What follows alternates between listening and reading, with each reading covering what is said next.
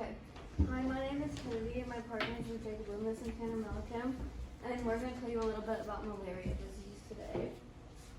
So one of the first questions that you might be asking is, what is malaria and how did I get it? So malaria is a disease that's caused by a parasite, and it is spread through bites of an infected mosquito, and a lot of times this is contracted in a more tropical or subtropical countries, and this is because of the fact that the mosquitoes that carry this parasite are more attracted to the warmer weather. So some of the causes of malaria, first of all, is the malaria transmission cycle, and this is how one person gets malaria and how it is transmitted through different people, which makes it super contagious. So first of all, the mosquito will feed on another person that's infected with malaria, and then after that, this is when you became infected with it, when the mosquito bites you, and then after that, the parasite will travel down to your liver, which is where it will mature. So once it's mature, which is usually around 48 to 72 hours, it'll infect your red blood cells, and this is how malaria usually travels through the body. So during this time, this is where symptoms will occur most of the time, because it is traveling throughout the body. And then some other ways that malaria might be caused is from infection of the blood and exposure to that. So an example could be like a mother and an unborn child, or sharing needles or blood transfusions. So there are many symptoms during this time, and typically they occur within a few weeks of being infected by the parasite.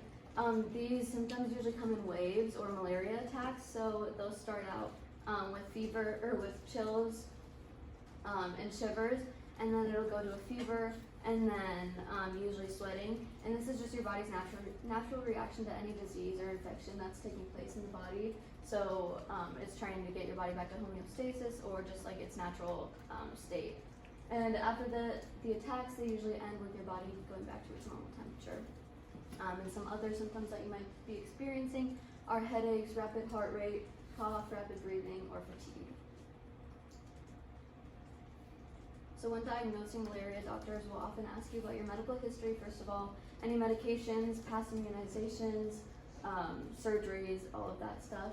And then after that, they'll ask about recent travel history. And this is really important because, as I stated previously, if you've been to a tropical or subtropical region recently, you're much more likely to get diagnosed with malaria than someone who's like in Iowa or something. And then next, they'll just do a physical examination and just ask you about the symptoms and signs that you've been having. And then next, they can do blood tests, and these will indicate the presence of parasites in your blood, which type of malaria is affecting you, your infection, and if it's caused by a parasite resistant to certain drugs, whether disease is causing any other serious complications in the body. And lastly, depending on your symptoms, doctors may also order other diagnostic tests to figure out any other complications that might be going on. So for treatment, there are a lot of different options depending on what type of malaria you have.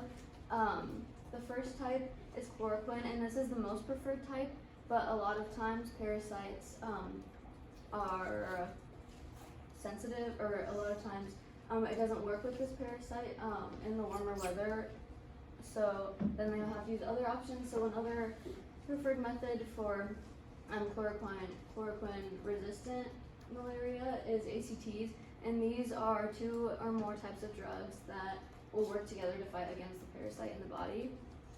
And then also there are some other anti-parasite medications listed there under the other options that can also be given. So for prognosis and follow-up, most patients with uncomplicated malaria show improvement within 48 hours after initiation of treatment and are fever-free after 96 hours.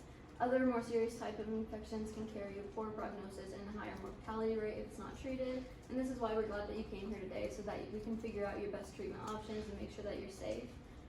Malaria also requires the patient to be followed up for 14 to 28 days, depending on the drugs used and intensity of transmission, with the initiation of treatment considered. And after all the symptoms are gone, follow-up will no longer be needed. So these are the references that I use, and if you have any other questions, feel free to ask me or your doctor, or check out these sources.